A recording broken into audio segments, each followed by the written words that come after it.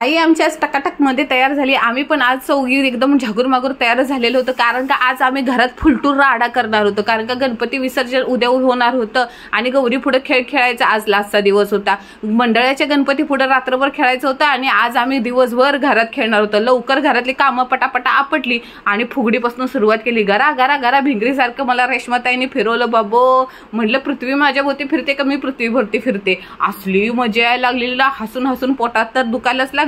नंतर ही तिरकुटाची फुगडी खेळताना कुठला हात कुणाच्या हातात द्यायचा ही तर शुभमंगल सावधान आमचं चालू झालं असं वाटायला लागलं। कारण का आम्ही गणितात नापास ना, हाताचं काटकोन आणि षटकोन करताच येणं झालंय आम्हाला।